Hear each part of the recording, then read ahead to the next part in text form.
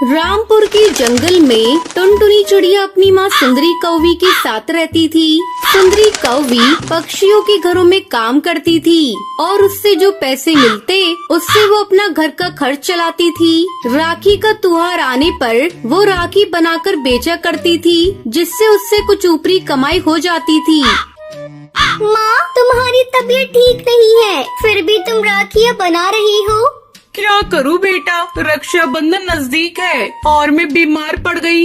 समझ में नहीं आ रहा है, अगर राखी समय से नहीं बनी तो मैं क्या बेचूंगी।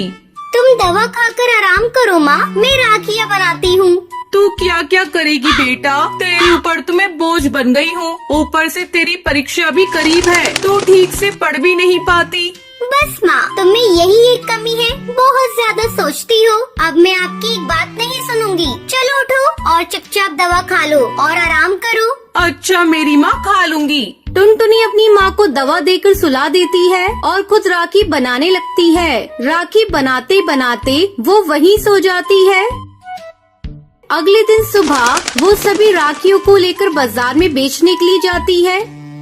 राखी आ गई, राखी, रंग बिरंगी राखी। बहन, ये राखी लो, तुम्हारे भाई की कलाई पर बहुत जचेगी। दीदी, मुझे वो वाली राखी दिखाना, वो तो बहुत सुंदर है। ऐसी राखियाँ तो मैंने बड़ी बड़ी दुकानों में भी नहीं देखी। शाम तक टुनटुनी सारी राखियाँ बेच देती है।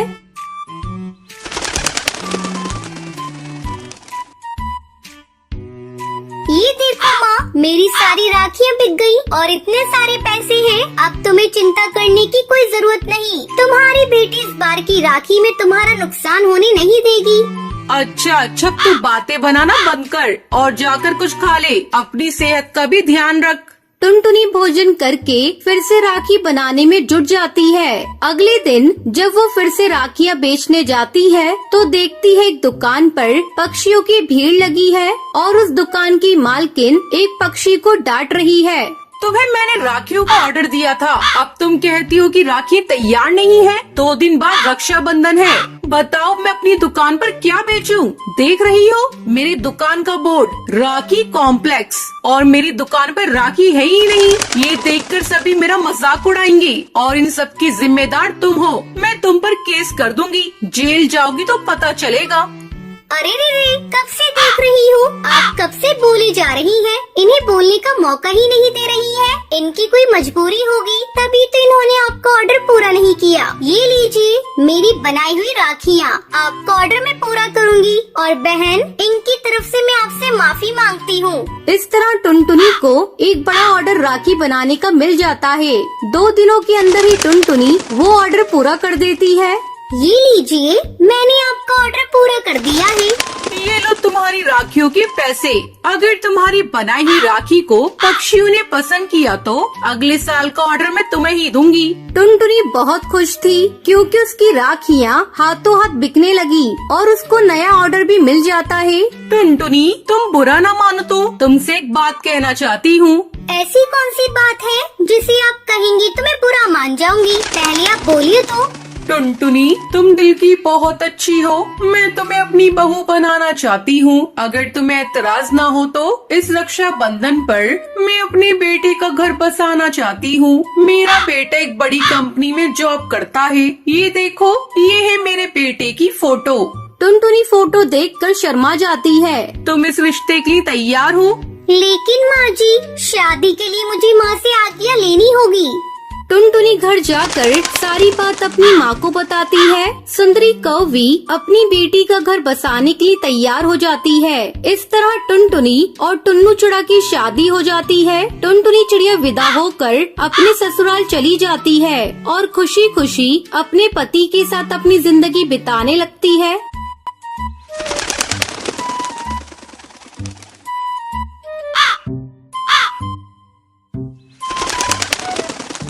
सुंदरवन के जंगल में टूनी चिड़िया अपनी बहू टुनटुनी चिड़िया के साथ रहती थी। टुनटुनी चिड़िया का पति बंटी कबूतर शहर के जंगल में काम करता था। टूनी चिड़िया के घर से कुछ ही दूरी पर कालू कौवे का अंगूर का बगीचा था। बगीचे में बहुत सारे अंगूर पक चुके थे। अंगूर की मीठी मीठी खुशबू से सारे पक्षियों के मुंह में पानी आ जाता था। एक दिन दोनों सास बहू अपने घोंसले के बाहर बैठी ठंडी ठंडी हवा का आनंद ले रही थी। तभी अंगूर की मीठी खुशबू आती है। माँ जी, अंगूर की बहुत अच्छी खुशबू आ रही है। जी करता है अभी जाऊं और तोड़कर अंगूर खा लूं। हाँ बहू, मन तो मेरा भी अंगूर खाने को कर रहा है, पर तू देख रही है ना कालू कौवा किस तरह अपने बगीचे की रखवाली कर रहा है। अगर हम अभी अंगूर तोड़ने गए तो पकड़े जाएंगे। रात होने का इंतजार करते हैं, जब कालू कौवा सो जाएगा तो हम लोग अंगूर चुरा लेंगे। लेकिन माँ जी, मेरा मन तो अभी अंगूर खाने का हो रहा है। आप ऐसा करिए, कालू कौवे को किसी बहाने से यहाँ बुला लीजिए और अपनी बातों में उलझाए रखिएगा। तब तक मैं कुछ अंगूर चुरा लूंगी, फिर दोनों आधा आधा बांट कर खा लेंगे।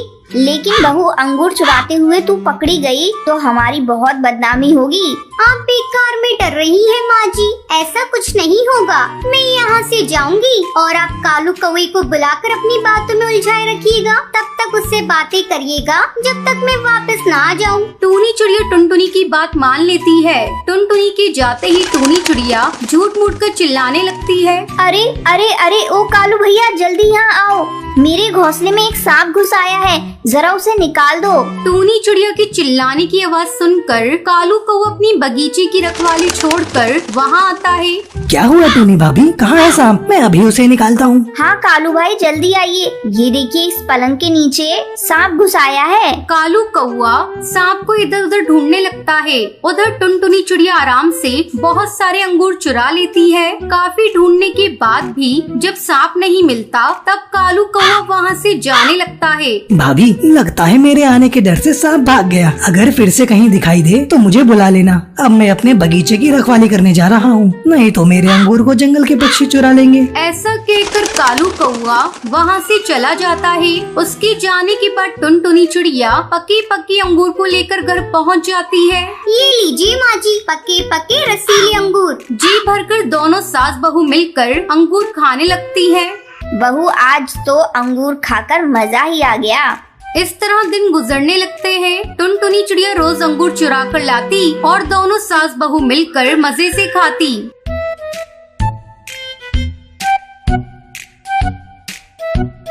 एक दिन कालू कौवे को शक होता है। अरे, रोज रोज मेरे बगीचे से अंगूर कम हो रहे हैं। लगता है कोई इन्हें चुरा रहा है। इसका मुझे पता लगाना पड़ेगा। आज मैं किसी कीमत पर अपने बगीचे को छोड़कर कहीं नहीं जाऊंगा। दोपहर होने पर टूनी चिड़िया फिर से कालू कौवे को बुलाने लगती है, लेकिन कालू नहीं आता। दोनों सास बहू मन मार कर रह जाती है। टुनटुनी बहू, अब क्या करें? ये कालू तो अपने बगीचे से हट ही नहीं रहा है। कोई बात नहीं माँ जी, दिन में ना सही हम लोग रात में अंगूर की चोरी करेंगे, क्योंकि उस समय कालू कौवा सो जाएगा। ऐसा सोचकर दोनों रात में चोरी करने का प्लान बनाती हैं। उधर कालू कौवा अपने अंगूर के बगीचे में जाल बिछा देता है। रात में वो दोनों अंगूर चुराने के लिए जाती हैं और जल्दी जल्दी अंगूर को चुराने लगती हैं। वो दोनों बगीचे में बिछाए हुए जाल में फंस जाती हैं। माँ जी, ये क्या हुआ? हम लोग तो जाल में फंस गए। अब सवेरे ही सब पक्षियों को पता चल जाएगा कि हम लोगों ने ही अंगूर चुराए थे। तभी कालू कौवा वहाँ आ जाता है और कालू कौवा जोर जोर से चोर चोर चिल्लाने लगता है। कालू भैया, धीरे धीरे बोलिए, सारे पक्षी सुन लेंगे, हमारी बहुत बदनामी होगी। लेकिन तुम दोनों की वजह से मेरा बहुत नुकसान हुआ है। कालू भैया, मैं तुम्हारा सारा नुकसान भर दूंगी, बस हम लोगों को छोड़ दो, पड़ोसी होने के नाते। कालू कौवा उन दोनों को छोड़ देता है। उस दिन के बाद से वो दोनों अंगूर को चुराना छोड़ देती है। सुंदरवन के जंगल में टूनी चिड़िया अपने दो बेटों के साथ रहा करती थी। उसके दोनों बेटों की शादी हो चुकी थी, लेकिन दोनों बहुएं बहुत ही घमंडी थी। एक दिन टूनी चिड़िया सुबह सुबह अपनी बड़ी बहू लूसी कबूतरी को बुलाती है। बड़ी बहू, अरे ओ बड़ी बहू, जरा एक कप कड़क चाय तो बना दे, कल रात से सिर बहुत भारी हो रहा है। लूसी कबूतरी अपने कमरे से ही अपनी सास को जवाब देती है। माँ जी, मैं आपकी नौकरानी नहीं हूँ जो सुबह सुबह आपकी खिदमत में लग जाऊँ। मुझे अभी सोना है, नहीं तो मेरी ब्यूटी खराब हो जाएगी। आप अपनी लाडली बहू टुनटुनी चिड़िया को बुलाकर उससे चाय बनवा लें या खुद बनाकर पी लीजिए। मैं तो इतनी सुबह उठने वाली नहीं। क्या करूं, दो बहुओं के होते हुए भी मुझे एक कप चाय नसीब नहीं। फिर वो अपनी छोटी बहू टुनटुनी चिड़िया को आवाज लगाती है। बहू, अरे ओ टुनटुनी बहू, जरा एक कप कड़क चाय बनाकर पिला दे, सर दर्द से फटा जा रहा है। सुबह हुई नहीं कि बुढ़िया ने चिल्लाना शुरू कर दिया। जाओ जाकर अपनी माँ को चाय बनाकर पिला दो। मैं तो उठने वाली नहीं, सुबह सुबह चाय पीने के लिए मरी जा रही है। टुनटुनी चिड़िया, माँ को तुम ये किस तरह से बोल रही हो? भला अपनी सास को कोई इस तरह से बोलता है? देखो जी, मेरे मायके में हर काम के लिए नौकर चाकर है। मुझे किसी काम को करने की जरूरत नहीं होती थी और सुबह सुबह मुझे किसी भी काम को करने की आदत नहीं है। बस अब चुप हो जाओ, तुमसे तो बात करना ही बेकार है। इतना कहकर टुन्नू चिड़ा चाय बनाने के लिए किचन में चला जाता है। वो चाय बनाकर अपनी माँ को देता है। ये लो माँ, तुम्हारी कड़क चाय। अरे बेटा, तूने तकलीफ क्यों की, मैं खुद ही बना लेती।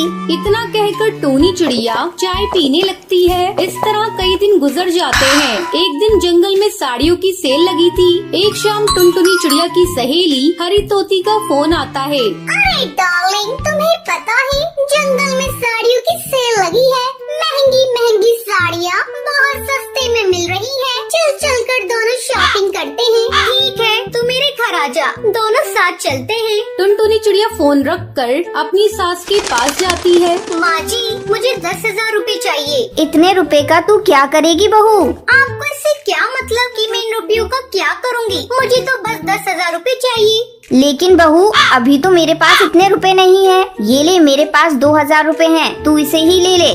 रखिए अपने पास ही रुपये, मुझे आपसे नहीं चाहिए। मेरे मम्मी पापा ने कभी मुझे रुपए पैसों की कमी नहीं होने दी। और एक आप है, हर समय कंजूसी करती रहती है। आपको पता है मेरे पापा 3 मिलों के मालिक हैं। 10,000 रुपए तो मैं चुटकियों में उड़ा देती थी। मुझे यहाँ नहीं रहना, मैं कल ही अपने मायके चली जाऊंगी। अरे बहू, ऐसा क्या हो गया कि तू मायके जाने की बात कर रही है? शादी के बाद ससुराल ही अपना घर होता है। माँ जी, ज्यादा ज्ञान मत दीजिए मुझे। पता नहीं मेरे माँ बाप ने इस घर में क्या देखा था जो मेरी शादी ऐसे कंगाल घर में कर दी। फिर टुनटुनी चिड़िया गुस्से में वहाँ से चली जाती है। हे भगवान, पता नहीं मेरी बहुओं का घमंड कब टूटेगा। इन्हें सद्बुद्धि दे भगवान। एक दिन की बात है, टूनी चिड़िया बर्तन धो रही थी। तभी उसकी नजर अपनी दोनों बहुओं पर जाती है। वो दोनों बैठकर गप्पे लड़ा रही थी। टूनी चिड़िया अपनी बहू से तंग आ चुकी थी।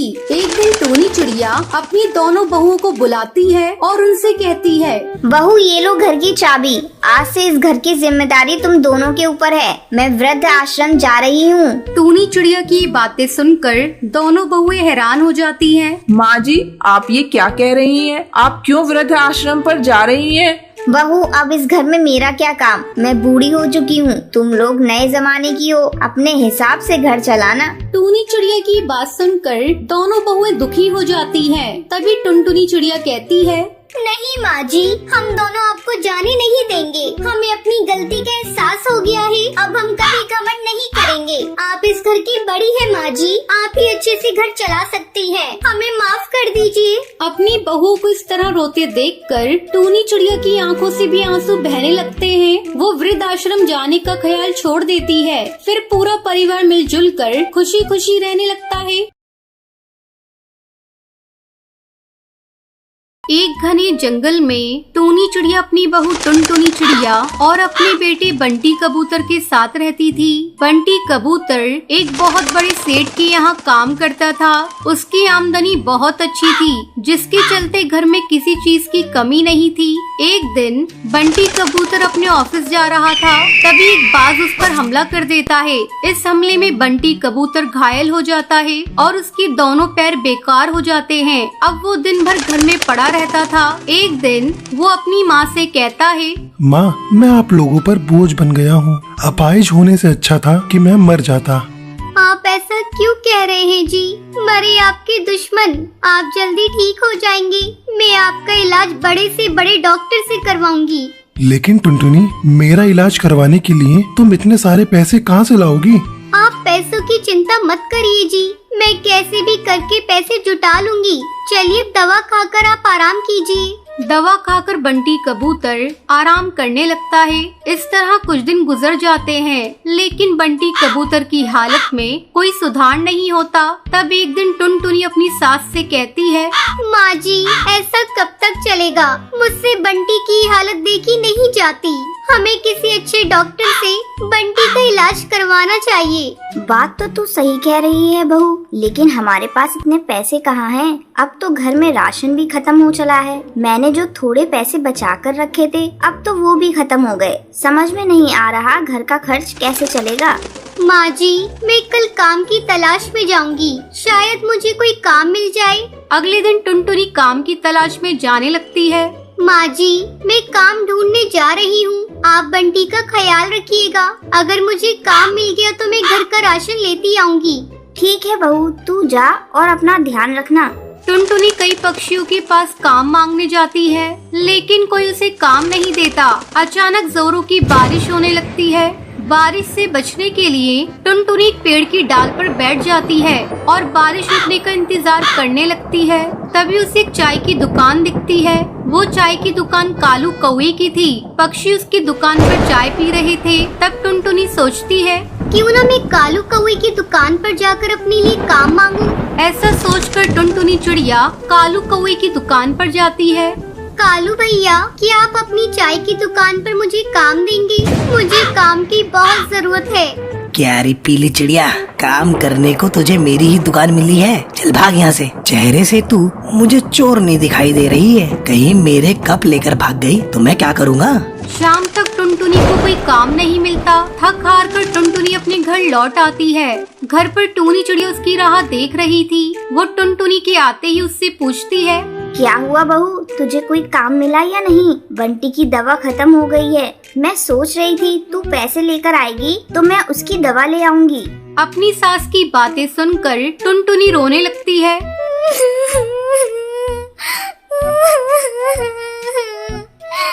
माँ जी, अब क्या होगा? कोई मुझे काम नहीं देता, सब मुझे चोर समझते हैं। मैं हार गई माँ जी, मैं हार गई। टुनटुनी, तुझे किसने चोर कहा? मुझे बता, मैं अभी उसकी खबर लेती हूँ। माँ जी, दूसरों को दोष देकर क्या होगा जब मेरी ही किस्मत फूटी है। टूनी चिड़िया के बहुत जोर देने पर टुनटुनी चिड़िया से कालू कौवे के बारे में बताती है। टुनटुनी बहू, जब कुछ गलत होता है तो कुछ अच्छा भी होता है। मेरे दिमाग में एक आइडिया आया है, क्यों ना तू भी एक चाय की दुकान खोल ले। तेरे हाथ की बनी हुई चाय बहुत ही स्वादिष्ट होती है। अरे वाह माँ जी, आपने तो बहुत अच्छा आइडिया दिया है। ये आइडिया मेरे दिमाग में क्यों नहीं आया? मैं कल से अपनी चाय की दुकान खोल देती हूँ। इसमें लागत भी बहुत कम आएगी और मुनाफा अच्छा खासा हो जाएगा। फिर हम लोग बंटी का अच्छे से अच्छा इलाज करवा सकते हैं। अगले ही दिन टुनटुनी चिड़िया अपने घर के सामने चाय की दुकान खोल देती है। धीरे धीरे उसकी दुकान पर पक्षी चाय पीने के लिए आने लगते हैं और उससे अच्छी आमदनी होने लगती है। कुछ दिनों बाद बंटी का भी इलाज हो जाता है और फिर से वो चलने फिरने लगता है। फिर सभी खुशी खुशी रहने लगते हैं।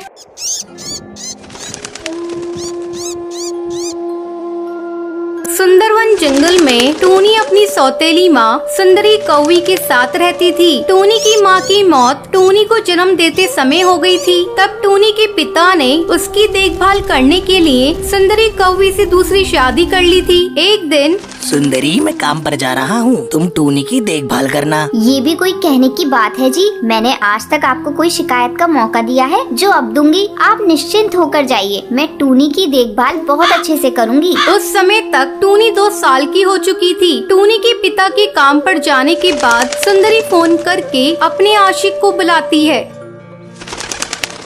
कड़कनाथ, बहुत अच्छा मौका मिला है। टुन्नू काम पर जंगल चला गया है, अब वो 2-3 दिन बाद ही लौटेगा। तुम किसी तरह इस लड़की को ठिकाने लगा दो। देखो, तुम बात तो ठीक कह रही हो, लेकिन लड़की को घर में ठिकाने लगाएंगे तो पड़ोस वाले जान जाएंगे। तो तुम ऐसा करो, इस लड़की को जंगल में ले जाके ठिकाने लगा दो। किसी को कुछ पता भी नहीं चलेगा और अपना काम भी हो जाएगा। थोड़े दिन बाद इसके बाप से घोंसला अपने नाम करा लूंगी, तब उसे भी ठिकाने लगा देंगे। उन दोनों की सब बातें टूनी सुन लेती है। तुम बहुत बहुत ही गंदी माँ हूँ। मैं पापा को सारी बातें बताऊंगी। तुम इन अंकल से मिलकर मुझे और मेरे पापा को मारना चाहती हो। कड़कनाथ जल्दी करो, इस लड़की ने हम लोगों की बातों को सुन लिया है। अब ये और खतरनाक हो गई है, इसे जल्दी ठिकाने लगाओ। टूनी वहाँ से भागने लगती है। तब कड़कनाथ तेजी से उड़कर उसे पकड़ लेता है। वो टूनी को घने जंगल में मारने के लिए ले जाता है। जैसे ही कड़कनाथ टूनी को मारने के लिए हथियार उठाता है, कड़कनाथ इस लड़की को मारकर अपने हाथ गंदे मत करो,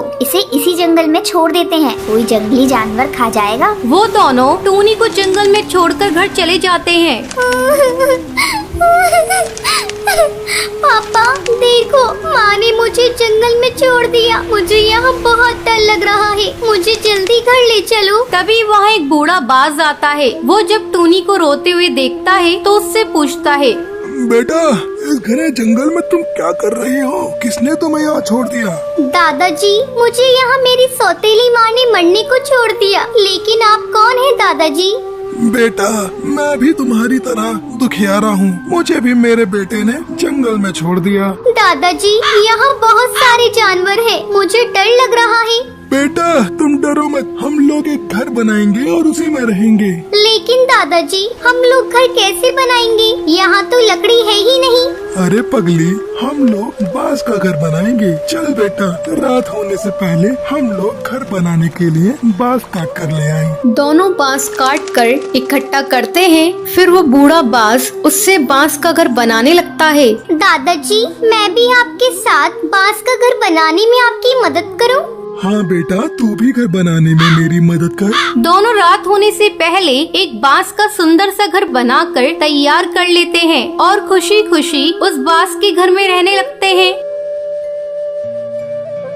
ऐसे ही 3 दिन गुजर जाते हैं। जब टुन्नू घर वापस आता है तो अपनी बेटी को खोजता है। अजी, वो तो आपके जाने के बाद से ही पड़ोसी के साथ भाग गई। मैंने तो आपसे कहा था ना, इसके बहुत पर निकल आए हैं, लेकिन आपने मेरी एक नहीं सुनी। टुन्नू को सुंदरी की बातों पर विश्वास नहीं था और वो जंगल की ओर अपनी बेटी को ढूंढने निकल जाता है। क्या टुन्नू अपनी बेटी को खोज पाएगा? ये सुंदरी टुन्नू को मारने में कामयाब हो जाएगी? अगले भाग का इंतजार करें।